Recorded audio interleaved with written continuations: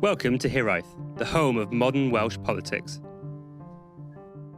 Wales has a significant history with the nuclear industry, from weapons through to energy, with early initiatives dating back to the mid-20th century. The names Trawsfynydd and Wilfa have long cast a shadow, or lit up Wales, depending on your view of this quite divisive energy area. Both nuclear power stations are now undergoing the long clean-up process, but as Wales continues to transition towards a cleaner and more sustainable energy landscape, nuclear power is supposed to be a major contributor to the country's efforts to meet its energy demands while minimising its environmental impact. The Wilfa Nuaf project remains a significant nuclear development that is part of the UK government's energy security strategy, and Trawsfynydd is often earmarked as a small modular reactor site. Energy has featured on the pod regularly over the years, but tonight we begin a two-parter series looking at nuclear power. Joining us tonight to put the case for nuclear power is Rachel Garrick. Good evening, Rachel. Evening, Kerry. How are you doing? Good, thanks. Okay, so I wanted to start off with probably quite an interesting area, really. Your day job is working over the border on a project in the nuclear sector. That in itself, I imagine, is pretty exceptional. But how did you come to be in that role? What attracted you to this particular industry? So, I've always been of the opinion you can effect more change by engaging with organisations than standing outside on the gates and protesting. So I went into the industry in the 90s doing radiation protection, and my master's was in radiation and environmental protection, and I've sort of been around doing radiation protection, radiological consequences, independent nuclear internal regulation ever since. For me, it's important that actually things are done correctly in the nuclear industry. And, if you want something done properly, who do you trust the most? You can trust yourself, don't you? It's definitely an industry where we want safety to be at the highest levels, I imagine. So that is good to hear. So the pod has looked at energy quite a few times. We've often looked at the renewable side of it. We haven't really focused on the big areas of power Wales, which is the gas power stations and, of course, nuclear. What is the current status of the nuclear sector in Wales? Well, obviously we've got the decommissioning at Traws and over in Ynys Môn as well, in Wilfa. You've also got quite a large contingent of the nuclear industry workforce goes across the border as well. So we've got quite a lot of highly skilled workforce in different parts of the nuclear industry that work both inside Wales and outside of Wales. It's a really huge resource. In terms of projects in Wales, I think we know we've got that engineering skill, we've got that history with both Wilfa and Trawsfynydd. And is Wilfa still as part? I think I read that it was part of the UK government's energy security plan. Where is that now? Is that still being developed, or is it on a hiatus? No, it's pretty full steam ahead. They're looking at investments in it. It's generally looking at small modular reactor investment, and both Traws and Wilfa are sites that Rolls-Royce have listed as potential SMR sites going forward in the future. The only issue with that is, of course, that we don't actually have any operational SMRs at this stage in time across the world, really. So it's getting those things built and getting them built safely is important, but it means that you've got quite a long track from the point where you're deciding which site you're going for, going through your generic design analysis, which then gives you the ability to get permitted and permission to start your project with the Office of Nuclear Regulation, and then going through the lengthy process of building and commissioning as well. It's a really big undertaking. I follow this a little bit too closely as a bit of an infrastructure geek, but SMR stands for? Small Modular Reactor. They're a lot smaller than your conventional ones that we've had in the UK to date. They're supposed to be a lot easier to build together, to put together, and then to run. So the notion is that you can put multiple ones throughout country or countries to build yourself a reliable, diffuse supply. That's something I wanted to just touch on as well. So that's Wales. There are opportunities in Wales, and I think we know that those are being looked at, and I'm sure behind the scenes they are moving forward in those. But nuclear, in terms of energy, it's definitely wider than just the country you build a project in. And over the border, just across the Severn Estuary, even, is one of the largest building projects in Europe, delivering Hinkley Point C.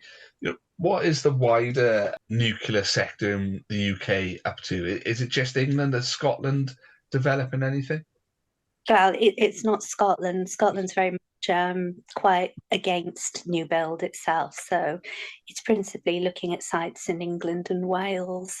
There's quite a few. Obviously, you've got the whole ex-Magnox fleets now in decommissioning. So a lot of those sites are being considered. Are they good candidate sites? And what you find is where you've got sites that have previously had nuclear energy projects and had reactors, you tend to have a much more welcoming and informed approach from the local community.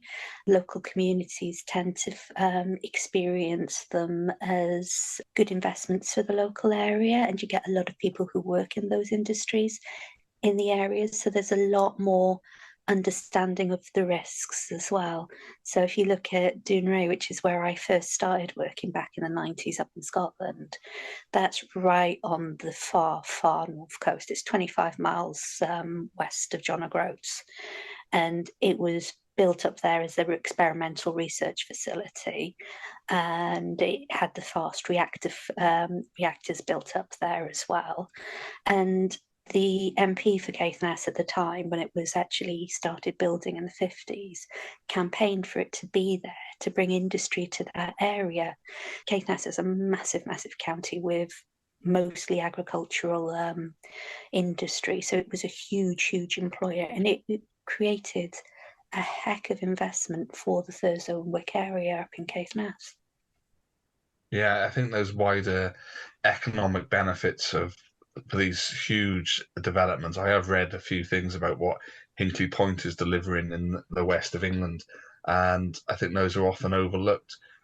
So obviously we've had that as well in Wales, because we had the Horizon project in Wilver, which was in place. Investment was going into the local community. We were seeing apprentices taken on. They had really good futures, and it got dumped because the UK government wouldn't negotiate on it, and at the point where the company running it had to negotiate. So they got strung along to a point where they had to actually close that project, and people lost their jobs and what they had hoped would be their futures as well. So there was the investment in Wales, and unfortunately it's one that's failed because of lack of UK government support and interest. I think that UK government support and interest in Wales is one we could talk long and hard about. But I think it's definitely in the current strategy for UK security. It's just who comes in and picks up the remains of that project, I suppose. You mentioned the SMRs there. Those could change the sector quite considerably, as you said.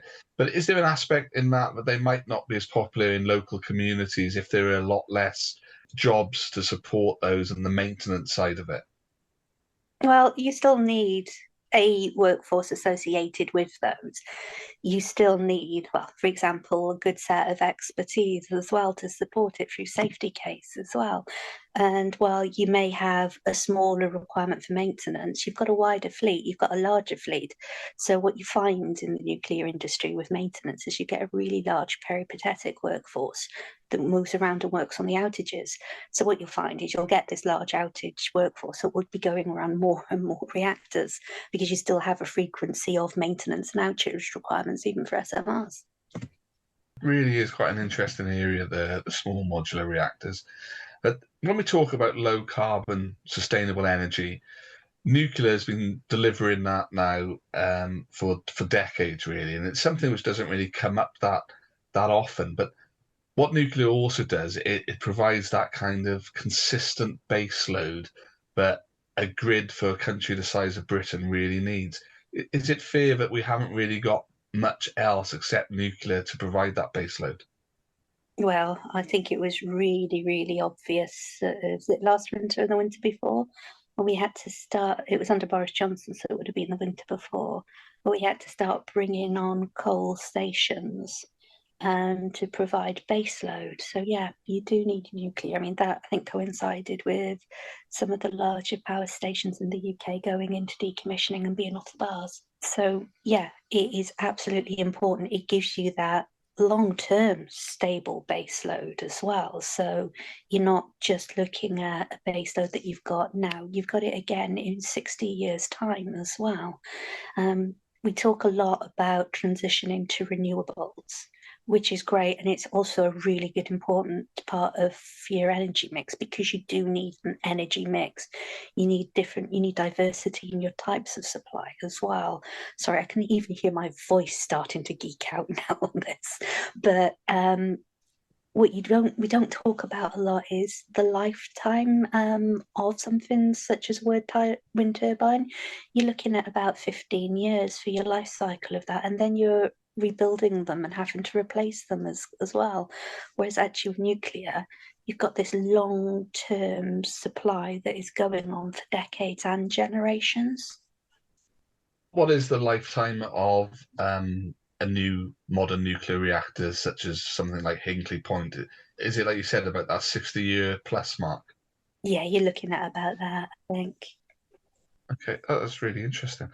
Do you see any kind of plans coming out from Welsh government then in how they plan to integrate nuclear power into that broader energy mix? Because you mentioned wind there, which is something Wales is developing and has got big plans for floating wind farms in the Irish Sea. But is nuclear part of our plans from the Senedd?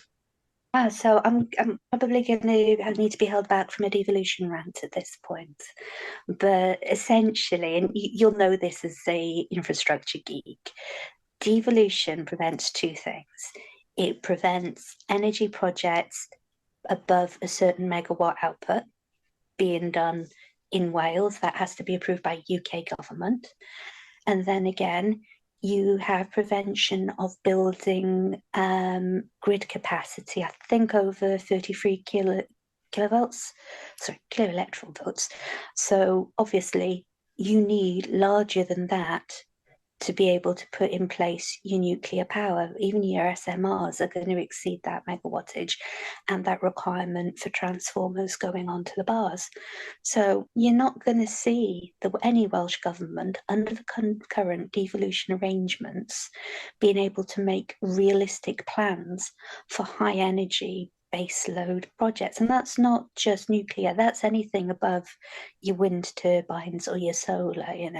You just can't do it because devolution doesn't facilitate it. You can talk about supporting it, and I think under Carwyn there was a good attempt to support Horizon up in Wiltshire, but without that UK government agreement, without that UK government investment, because they hold the wider infrastructure parts, you can't realistically plan in the detail that you need to on the Senedd, which again is an argument for either more devolution or potentially independence, where you actually are masters of your own future and your own electricity grid.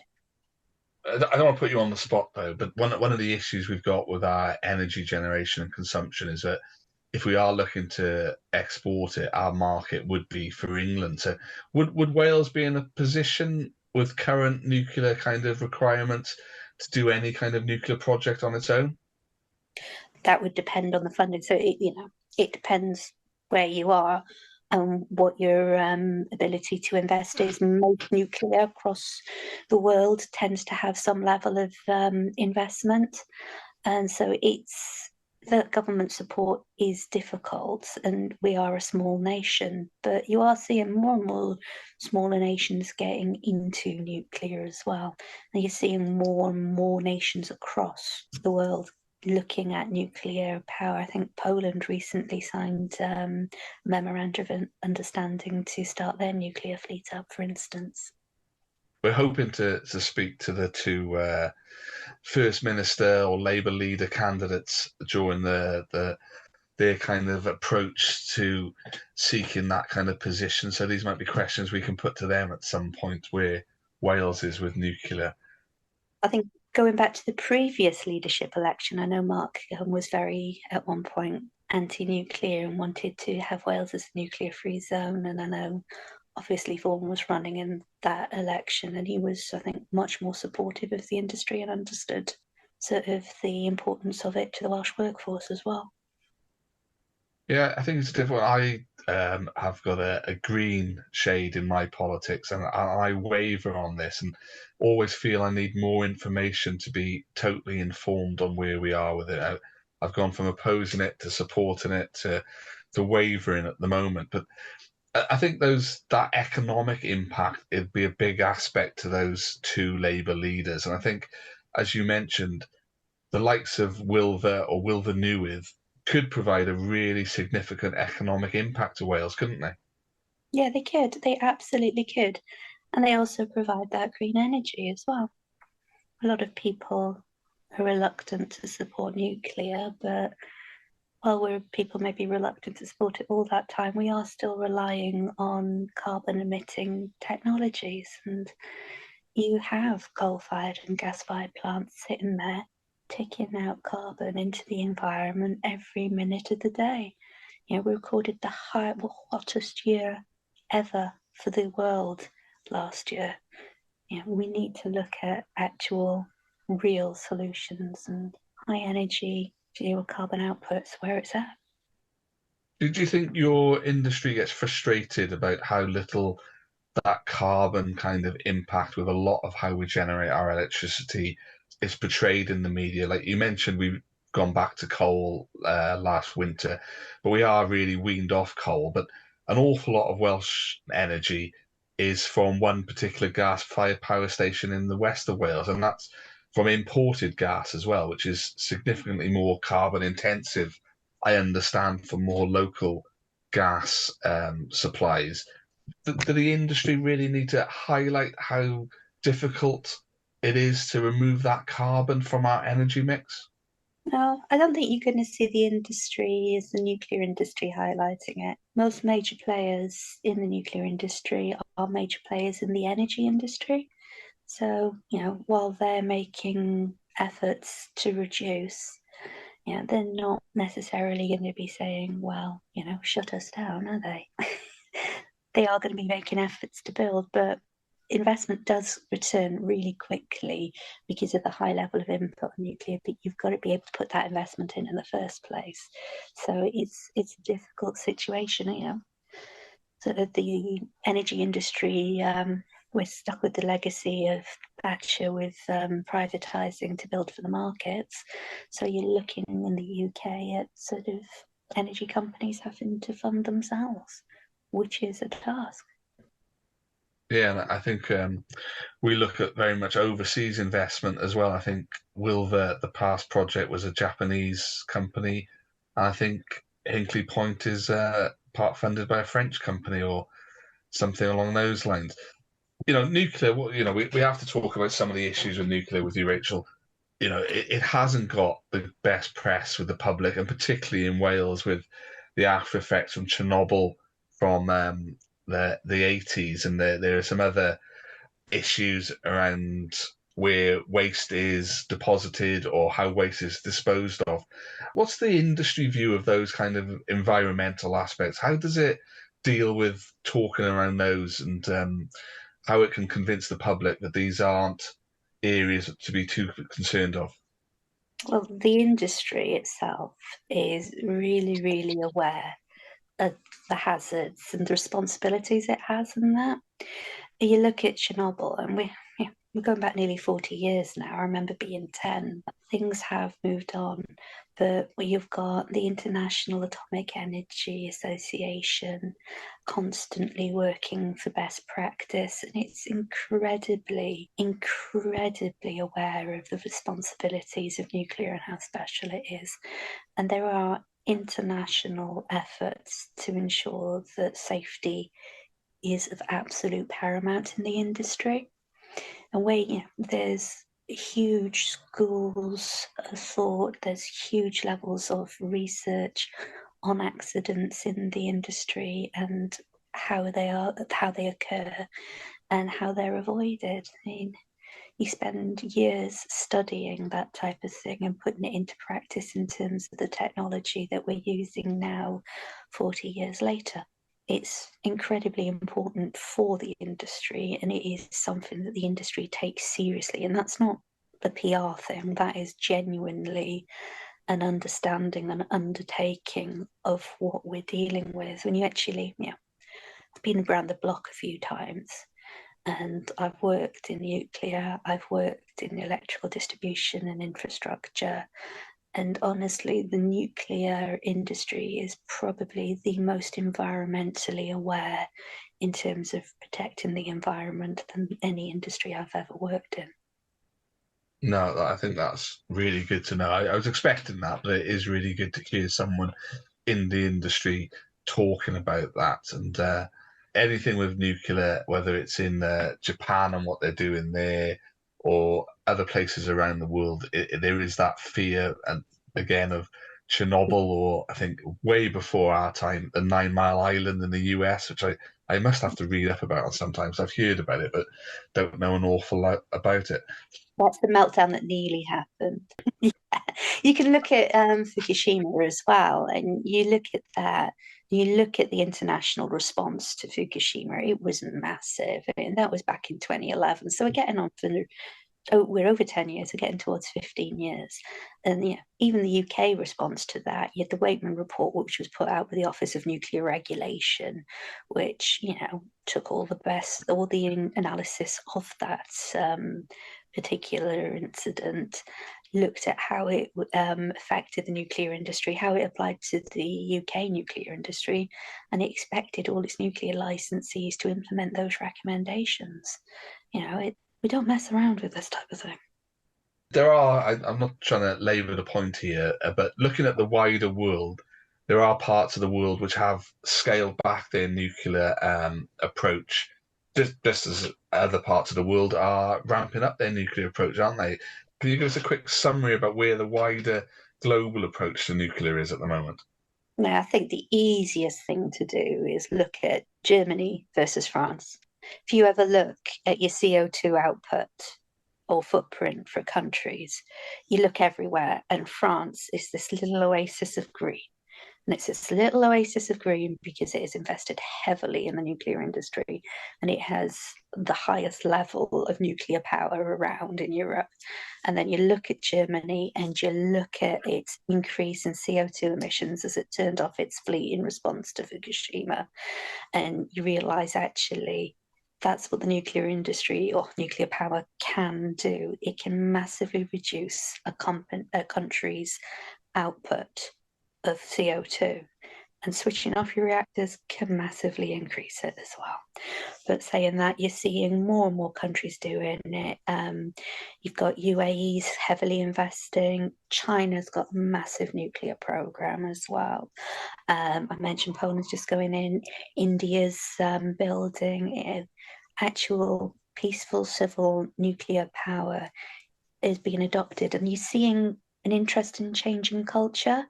It's like old crusties like us. Sorry, Carrie. We have sort of grown up with that. You remember Chernobyl. You remember the sort of peace movements, and there is that sort of wariness around nuclear power.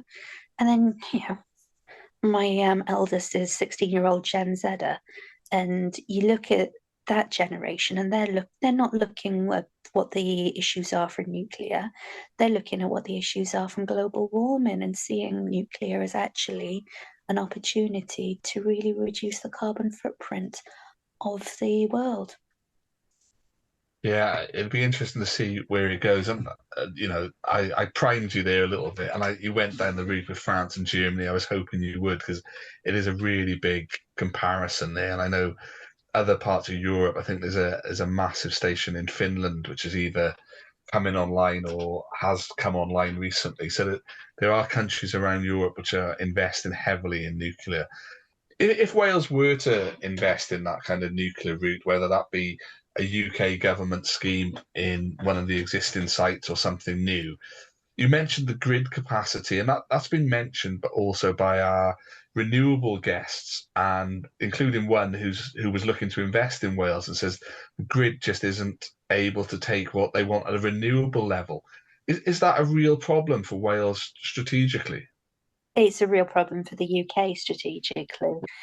I worked in distribution networks for a good few years.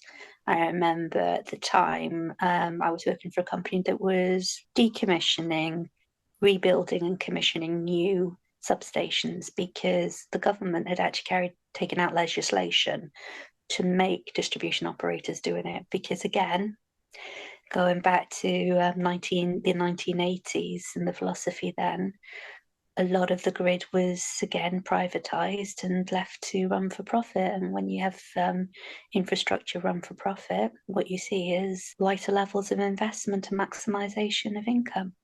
So it is a problem, but the grid really does need a lot of investment to be able to carry it. And you're going to need to do that. And like you said, the renewables is an issue. You look at the transport policies, not just here, but across the UK, well, until Rishi Sunak got his hands on it anyway. You're looking at more and more investment in electric vehicle fleets. To do that, you need to switch from petrol and diesel over to electricity. To do that, you need to increase your base load. And to do that, you need to increase your grid capacity as well. It's absolutely needed for the future of the country. Yeah, I think that's what I want to come to now. It's that kind of question about how the UK, to a lesser extent Wales, but does that long-term strategic planning, because nuclear is that long-term infrastructure build. And I'm not sure about some of the other projects, but the other long-term infrastructure project, which is the poster boy, as it were, is HS2, and that hasn't really gone that well. But it is all linked because, as you said, HS2's electricity powered. We want to put more of our rail electricity. We want to decarbonize our car fleets, but we need that electricity. Are we in a position where we're looking for that long-term strategic approach in the UK? Because I imagine if we wanted to do a nuclear reactor make the decision today, I imagine it wouldn't come online for what, 20, 25 years? Well, some projects are longer than others, but the vision for SMRs is a much shorter build time. So you could be looking at 5 to 10 years. I think 5 was floated around originally, but I'd suspect 7 to 10 years in all honesty. But yeah, I mean, I might get a bit party political here, but under the last Labour UK government, there was a vision under Gordon Brown for increased infrastructure and increased electricity distribution. It was actually Gordon Brown's vision that started the nuclear renaissance in the UK with the building of nuclear power. And since then, we've seen a lot of floundering with ups and downs on what are we going to build, where are we going to build, how much money are we going to put in, how much money are we not going to put in. We've seen the collapse of nuclear projects, particularly in Wales with Wilfenwedd, and it's just not there. And then you've got the Labour Party sitting there waiting for government with a very, very solid green energy policy. And that policy, it's not going, we're building nuclear, but it's absolutely got nuclear as part of its ambitions in there. So, we are thinking long term, and it's something that hasn't happened for over a decade of conservative, sequential administrations under sequential prime ministers that haven't thought longer than how long they're going to survive the 1922 committee, rather than actually how we're going to build a UK that's able to even manage to survive in terms of energy and transport. Yeah, we're very happy for guests of the pod to be political, so it's no problem on that. I might even ask you a little question about that towards the end. One of the things we've seen, though, in this kind of the current government we've got, is that our energy supply is very much that kind of led by the private sector. Are some of the issues we've got on our energy system that kind of getting the balance between public and private sector engagement to work as it should do? Should the state be more directly involved in delivery of these big energy infrastructure projects, do you think? I would say so. I think if you look around the globe, you can see states that really do have public energy and that are potentially thriving. There's certain companies that you'll notice across the globe building, for instance, and they are generally supported by their governments. And you're just not seeing that in the same way in the UK. There's not that drive. You've got short-termism in government, and it's been incredibly short-termism over the last decade, in terms of how long any particular administration lasts. And privatization means that companies are making choices on profits and how they survive rather than what the UK or Wales might need. I suppose one of the big things with nuclear is the kind of hidden costs which people talk about when the industry is facing those cleanups, as we have seen in Trosvanydd and on Anglesey. What are we doing now with nuclear waste? Is it still the issue it always has been in people's perception, or are there other ways to manage nuclear waste now?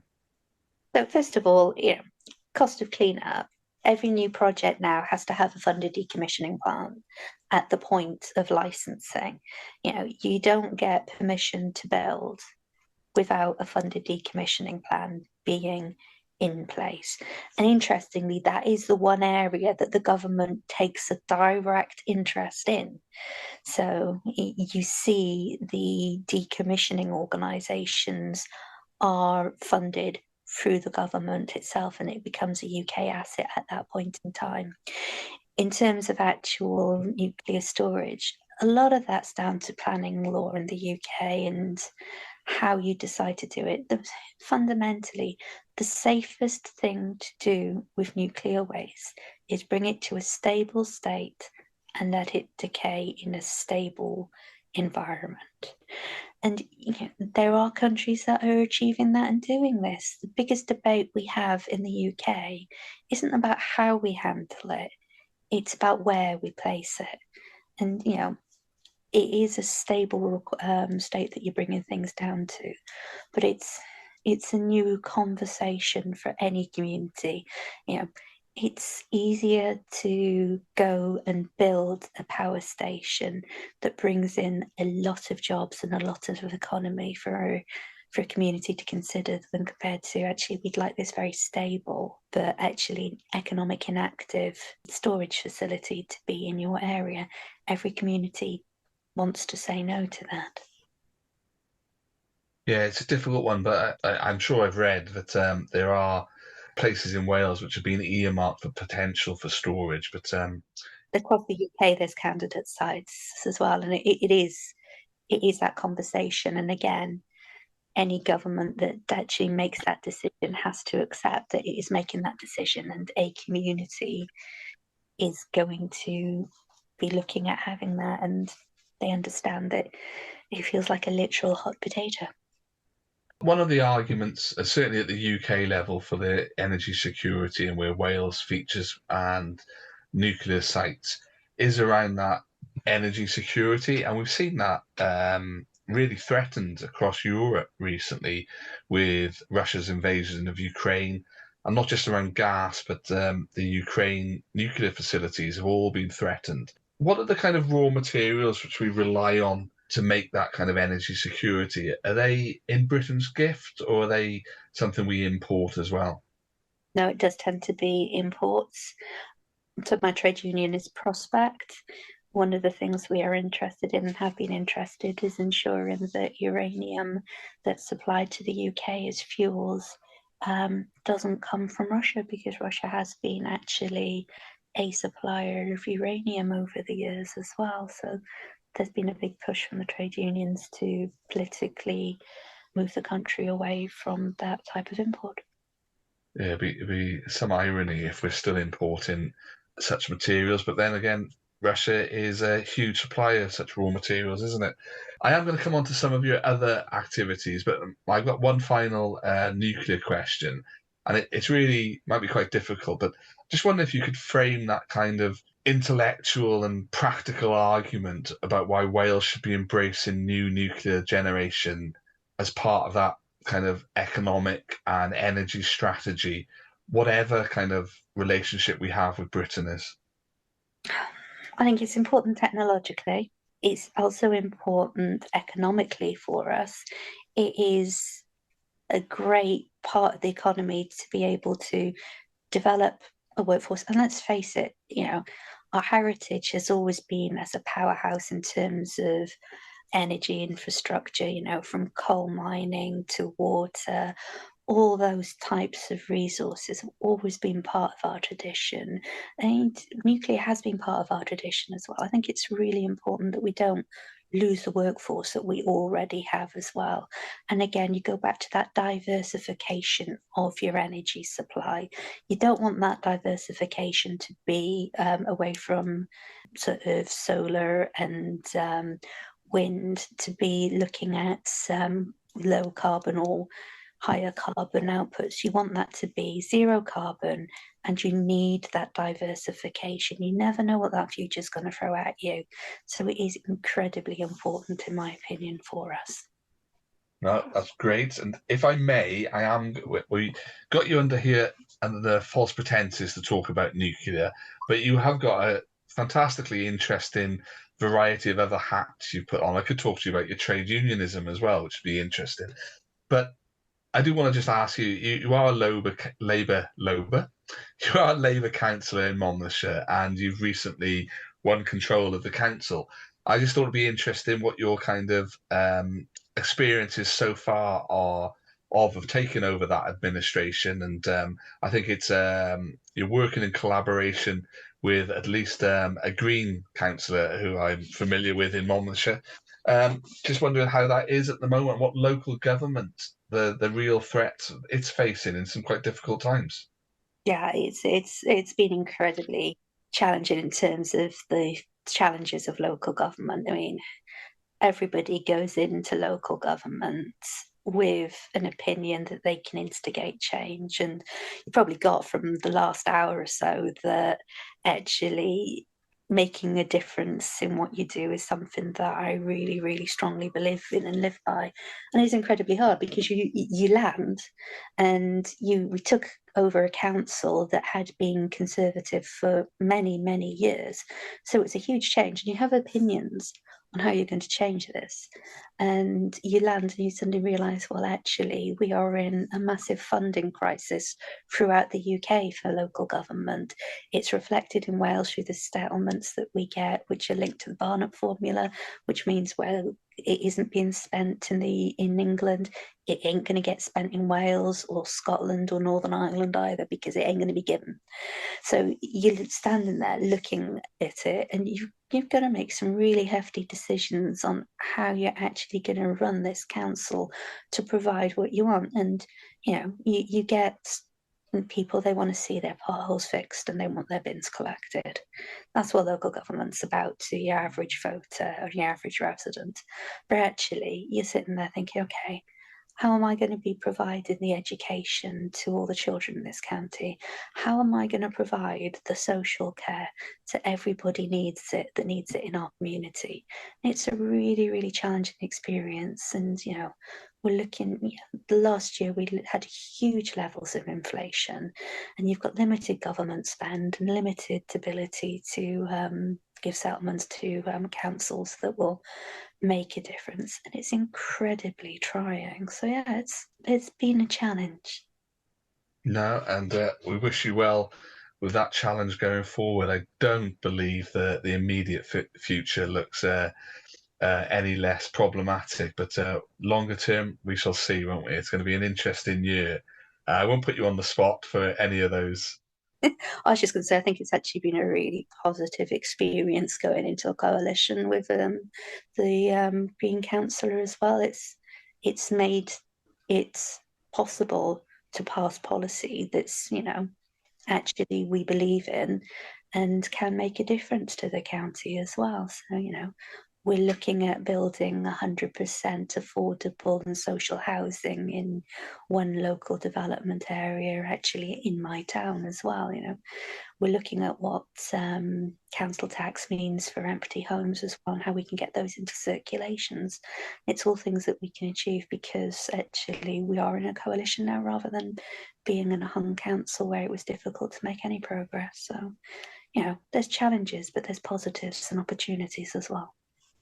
No, I think that's great. And my part of the world is a little slither of Monmouthshire, goes up from Abergavenny way up to Gospel Pass over to Hay. And the road, which has landslipped away between Gospel Pass and Llantoni Abbey, has been reopened. So that's an achievement which I'll credit to yourselves for dealing with that. But just want to thank you for your time tonight. It's been really, really interesting. It is appreciated. If people want to hear a little bit more about what you do, whether that be your industry or your council work, or I didn't mention really your work about Labour for an Independent Wales, but can they find you anywhere on social media or any other ways to contact you? Yeah, so obviously, I've been quite active on Twitter, although I've been a bit quieter more recently because I have been incredibly busy, being elected to the council as well. But I'm on Twitter as RC_Garrick, which is the Scottish spelling of my surname rather than the anglicised Garrick that is on my actual sort of certificates. And if you've got a council issue as well, you can find me on that council website too. That's great. Once again, Rachel, thank you very much. Cheers, no worries.